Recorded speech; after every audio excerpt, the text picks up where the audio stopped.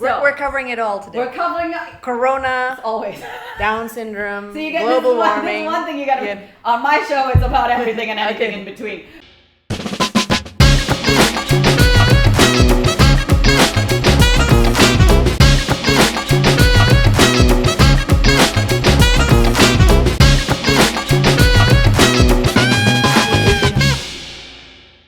Welcome to Let's Talk with Sara. This is another episode, but this time it's going to be special because we have Tania here with us, and she has a podcast basically called Janda Becanda. That's right. Where can people find it? Wherever you find podcasts, it's available there. So it's on Spotify, Apple Podcasts, Google, Himalaya, Stitch, everywhere.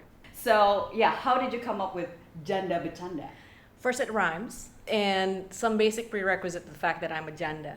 So I lost my husband, my first husband in 2008, and then I got divorced last year. So I'm two types of janda. You're both. Yes. You're kind of filling all the boxes. Yes. So janda is the Indonesian word for both widow and divorcee. Right. And I qualify for both. For both. Widow/divorcee. Right. So that's why. Right. That's why I'm both. Right. And there's a lot of strife that goes in with the janda struggles. Right. But I like to take on a lot of my challenges with humor and a lot of laughter. So when did you actually get that started? Late last year. So this is my second season. Later this year, I'm going to be holding a workshop on how to set up a podcast for other voices out there, different stories, different niches, because I think it's important to get your message out there if you have a good story to share. When you get that event done, let us know so we can promote it, right? I actually interview a lot of people who are hosts in different podcasts as well. Okay. So, but I just want to clarify one more thing. So I have guests who are not jandas. So just to be clear, I'm the janda on the show. She's happily married. That's right. We don't want to start any rumors. The Janda Becanda, the one who's joking, is her. Yes, that's the only prerequisite. Okay. Right. Yes, the Becanda part is it means joking. The joking around, right. Yeah. Right, so, right. But we were just catching up on the fact that we have something else in common, which is that we have children with special needs. That's right. Yes, and it happens to be that both our kids have Down syndrome. Which out of your 3 children, which one is the second one? Is the second one. So he's 6 years old. Right. Your son is 2? 2.5. Yeah. 2.5. Yeah. The one who has Down. So the challenge for me in Indonesia has been education. Yeah, for sure. Development resources for my son. We moved to Bali. We're in Jakarta now, and it's very well known for its beautiful beaches and whatnot. It's a resort island, and so the challenge that I had was to have the proper resources for schooling, speech therapists. At the beginning was physiotherapy because my son Liam was delayed in walking. Right. Which was motoric skills. Yeah, motoric skills that needed, and there was only one center that had that, and it took us an hour and a half one way. So especially that was while you were in Bali. While we were in Bali, so my son was a year and a half, so that was a trek for him. To go through 3 times a week, twice a week, to go through all these different places. Yeah. And I have to say, I hate to say it, but it was not always the best resource. That even the one that we had wasn't always great. Because it was the only one. It was the only one, and it wasn't so great. And the same here also in Jakarta, even though it's a bigger city, but it's limited. Yeah. So what I found is that a lot of other families who have children with special needs, they've resorted to, as their children grow older, they've imported teachers from. And they've homeschooled their kids. Yeah. But that becomes basically you're setting up your own school for your own kid. It's a private school for your own child. Yeah. So not every family is that lucky to have that kind of resources. So it's interesting for me to sort of pick your brains in terms of what... Get my brain's ready. And so putting our heads together, because this is how we change the world. Moms get together. Hey! And then put our heads together. And I like this. So your son, is he currently in school? Yes, so I did look around for a early intervention school. So that's what we call it, right? When they're still an infant, still a toddler, and they need to prepare, like for our kids, for example, those with certain syndrome, especially those like our kids who have Down syndrome, it's possible for them to go to a normal school that's inclusive. So it's not a special needs, like a school for kids with special needs specifically, but that has an inclusive program. It is possible, but you need to get them started, and the preparation needs to start early, which is why they call it early intervention. So I was, after talking to the specialist in Singapore, I was like, oh my gosh, do I have to move to Singapore? Right? At that time, hello. I was like, oh my gosh. And I was still a member of parliament. I was like, wow, how is that going to work? Am I going to make the decision? I was thinking that I had to make the choice where by the time he gets to be 2, I need to already choose whether or not I'm going to be moving to Singapore if I couldn't find anything here. So I started looking. And that's how I found iInfinity. It's in West Jakarta. And so they have an occupational therapist, a speech therapist, and early intervention program where the kids, because it's not just like homeschooling where you usually just have like your kid. But this one has like quite a few students. And not just Down syndrome. And not just those with Down syndrome. So they get socialized basically. They get their socialization, they get friends. And with my son, he's a very social creature. Like he loves being with his friends and dancing and singing and all of that. So he needs that, I feel. But now I think I'm going to get to the point where I am thinking of starting that process of getting more used to, a normal school and all that. So maybe I'm going to do half-time, half and half. But the process wasn't easy. Trying to find, again, we all rely so much on our search engines, whichever you're using. I'm kind of trying now to go into Ecosia.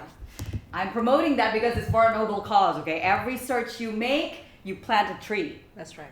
Hey, who doesn't want to do that? If you are in your right mind, you want to do that. Excuse you, but all you naysayers and deniers, but about global warming. Yes, thank you very much. Climate change. Climate change. But we're covering it all today. We're covering Corona, always Down syndrome, so you get global warming. This one thing you got to. On my show, it's about everything and anything in between. But So basically, if you want a search engine, that's it all started with the internet, right? Trying to search because I didn't know anybody else who had a child with Down syndrome. My cousin, my nephew, is on the spectrum.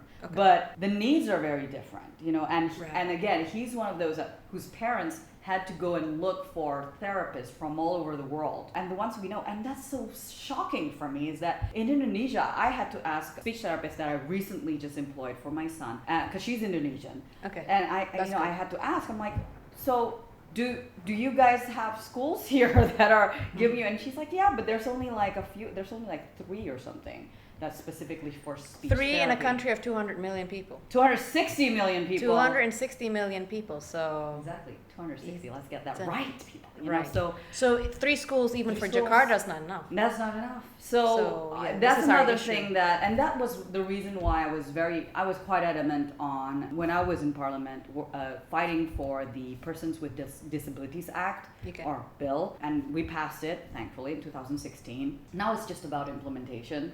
Again, we have to keep pushing the government to make sure that there are more and more teachers, more and more therapists qualified, and more we call them pendamping. So those who accompany the shadow teacher, like the shadow teacher, or those who accompany the family, who, like they're social workers, right?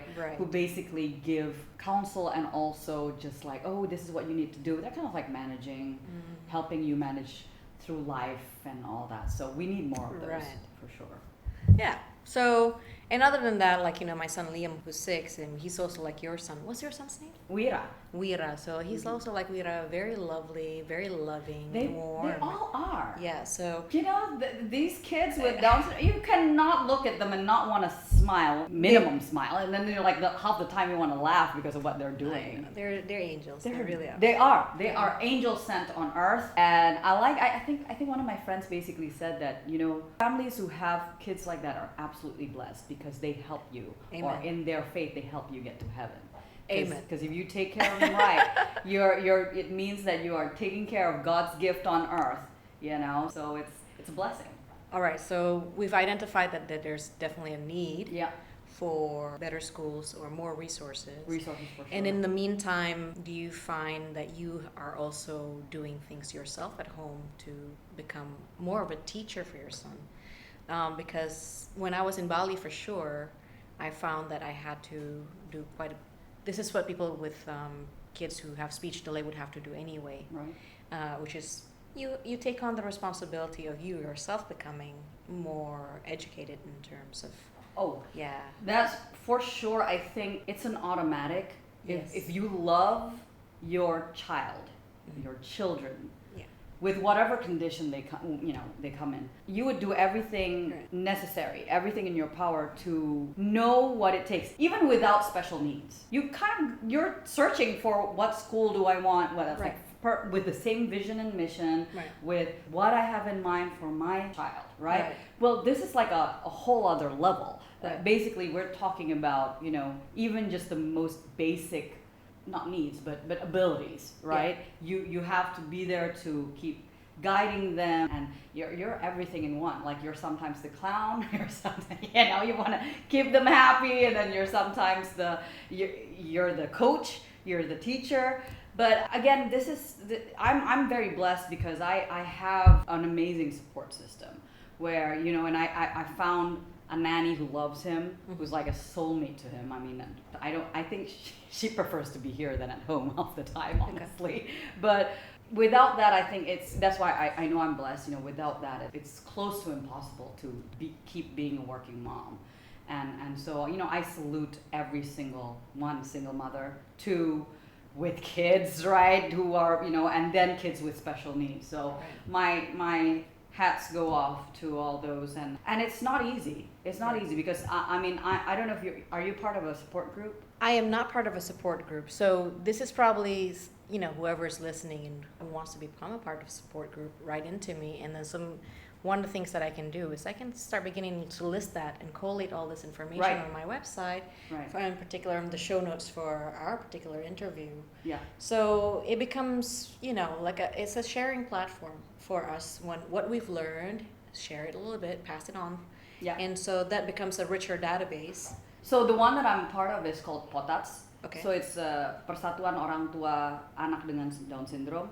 So it's basically for parents who have kids with Down syndrome, and quite a few of us we're ranged depending on the age range and all that. Almost every week we're reminded how blessed we are every day that our child is alive, because we have news of child dying, because of complications, so on. And here's the thing also, it's not that these kids we have to clarify as well. I think there's a lot of misunderstanding, because they think whether it's autism, spectrum, the autism spectrum, or it's, Down syndrome, and all the other syndromes listed, somehow it's to do with, the parents.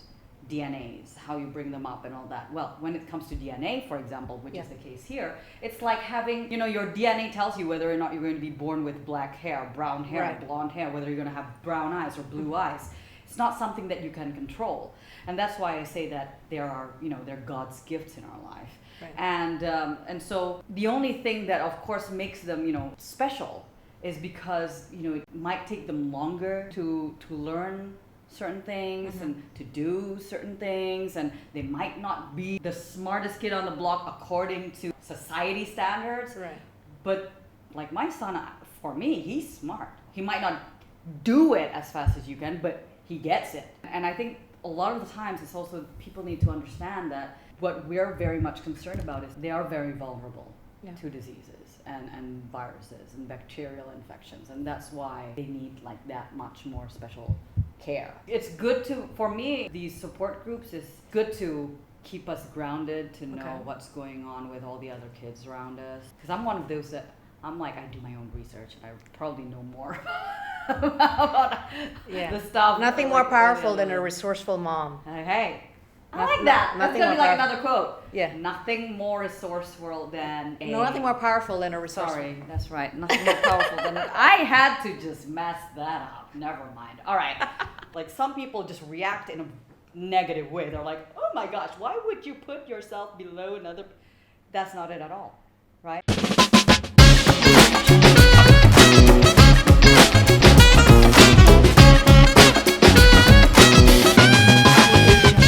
let's talk with Sara.